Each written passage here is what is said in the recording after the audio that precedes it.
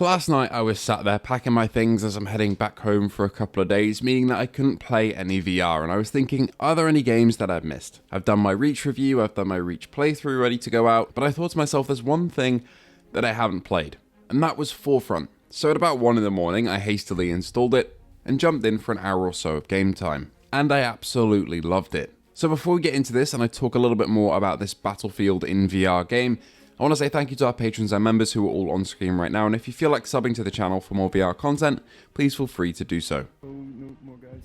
Shit, that tank's coming. Oh shit. No, I need to get inside. Oh my god, oh my god, oh my god, oh my god. Now, to be honest, the reason that I didn't play Forefront before this was, 1, because I was trying to finish Reach for my review, and 2, because I was playing the actual flat screen Battlefield, and I've been loving Battlefield 6. It's been an absolute joy to play. I'm approaching 50 hours in the game, and it just feels like classic Battlefield to me. However, after hopping into Forefront, I feel like an idiot because this game is just Battlefield, but in virtual reality. It has those only in Battlefield moments, it has proximity chat with the enemy team, something that Battlefield doesn't have, but I wish it did. It has the modes you expect, the classes and the gadgets you expect. It's all here. So let's start with that Battlefield pacing, because it really is present in this game. You can play either Rush or Conquest over 2 maps in this beta, I'm pretty sure. At least that's all I got to play. And Rush has those moments of enemy waves arriving in vehicles, somebody on an ATV charging you and you taking them out. Oh, we got a quad coming in. Yeah. That's so funny. I saw them come around the side with 2 of them on it, and the quad bike stopped in front of me with nobody on it after you guys killed them. It has the helo spraying down on your position before one of your teammates with an anti-air launcher takes it out. Getting absolutely hammered right now. Oh, he's dead. Nice shot, whoever that was. It has the ebb and flow of a Battlefield match, that pull and push back against the enemy team. And Rush and Conquest feel like their flat screen counterparts. The game is only 32 players maximum, which is, again, smaller than a normal, modern Battlefield match, but this does mean that in game modes like Conquest you can take flanking routes around with an ATV to capture certain sites, and pulling that off and getting a foothold in the enemy territory for your team is really satisfying, especially when everybody in the team communicates over radio. You can get a proper strategy going, and even if you end up losing, you feel like you've had a good time with the people you're playing with. These are people that I'll never play with ever again, and we were only united in this one match, but that's the special thing about games like this. I enjoyed both Rush and Conquest, and they're exactly the same as their flat screen counterparts, with Rush being a bit more intense and Conquest having a more open, slow pacing to it. All the classes you'd expect to hear as well, equipped with the gadgets that they're known for in the flat. Although some of the gadgets are mixed around a little bit, and are a bit more similar to say Bad Company 2 than Battlefield 6 or 4.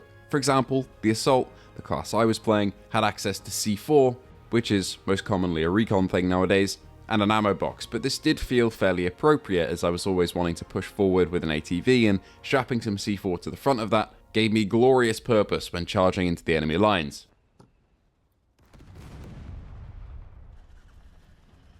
I can see 4 Jeep in this game, oh my god.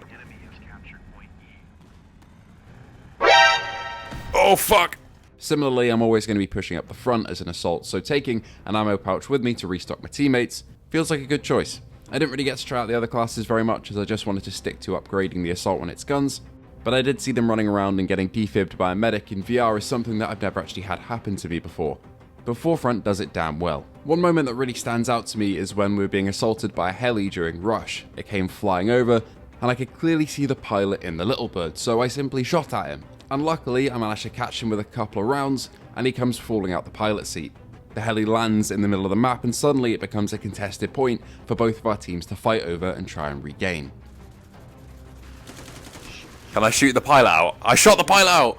Somebody jump in the helicopter, it's free. You can, yeah, that is awesome. I got him, somebody get in. Oh, nice. No, the other team's going for it. Right, it's just sitting there in the middle. That is a moment that I didn't think would ever be possible in a VR game. And having tons of tanks, helis, jeeps, ATVs, all these modes of transportation accessible around the map is such a cool feeling. And in my opinion, this game needs to come to PSVR2 because it would do fantastically there. So many console players are Battlefield fans, and a game like this would be right up their alley. I know Breaches wasn't the biggest of successes on PSVR2, but this feels like a natural progression of that gunplay and that gameplay into something bigger that will really appeal to the mass audience. Case in point as well, I was playing this game on PSVR2 with the PC adapter, with maxed out settings, and it ran beautifully, so it'd be a 90Hz native game, I'd imagine. The colors popped, it looked great in the headset, and this with adaptive triggers and haptics would be unreal. I found that the player base that I was playing with was really nice too, even the enemy team. Me and a teammate pushed up to a point and started clearing it, and we killed quite a few people, but the enemy ended up overwhelming us, but they gave us a little good game after they'd killed us through the proximity chat, so it made it sting a little bit less, and moments like that are just great to have in online gaming, and don't really happen that often. I want to touch on the gunplay a little bit more as well, because it is a lot better than Breaches, as I said. It feels like a natural evolution. The proper bloom from the Battlefield games that feels right is here. They don't feel as clunky or like laser beams like they do in Breaches, which does fit that game. Those weapons feel kind of stiff, and that kind of makes sense for a Rainbow Six Siege-like experience that Breaches is, but for Battlefield you need different gunplay, and I was worried that it was going to be very copy and paste, but it isn't. I was also excited to see Triangle Factory finally tackle some realistic weapons, because in Breaches they definitely aren't. They're inspired by real weaponry, but these weapons in Forefront are clearly modelled after the M4, the Scar, the Glock. There's many weapons in this roster that clearly look real, and they're unlocked by just getting kills and getting score with the previous weapon. Each of the weapons aren't customizable on their own though, at least not in the beta. They have presets, so you'll be able to get a Scar, for example, that will have iron sights, then after you get 5 kills, you'll unlock it with a red dot, and then say 15 kills after that, you'll be able to get it with a grip, and that's essentially how the unlocks work. And after my hour and a half gameplay from last night, I'd actually unlocked a fair few weapon configs to try out, which was a faster pace than I expected. I will say the sound needs a bit of beefing up. One thing Battlefield excels at in the flat is sound design, and these sounds feel very similar to Breaches, which again feels good for a small 5v5 tactical game, but for an open Battlefield style 16v16, doesn't quite hit in that punchy way that it needs to. I'm sure this could be worked on for launch, but I'd like to have a bit more punch to some of these sounds. They are very readable across the map though, so it's easy to identify where enemies are and where they're shooting from, for example, which is a great start. Destruction is present in this game as well, but it is slightly bare bones, I'd say. It's because it's meant for standalone hardware, but it serves its purpose. If you're being shelled by a helo, you can take cover in a building, but that building will only take so much damage before the roof starts to disappear. And this does help the game feel like Battlefield. And ironically, some of the maps here are larger than Battlefield 6, which is kinda hilarious. Overall, I'm really impressed with Forefront. I was super excited for it when it got revealed, and seeing where the clear inspiration from Battlefield injects itself into this game is super exciting. Even in the map design, like the Iceland map, feels like a mix of Gormud Railway and Caspian Border in the best possible way. The combined arms feeling is really here. Running for your life from a tank is terrifying in the best possible way. Oh my god. Yeah, tank.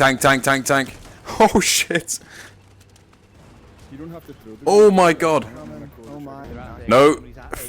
No tank. What do I even do against that? Hello tank.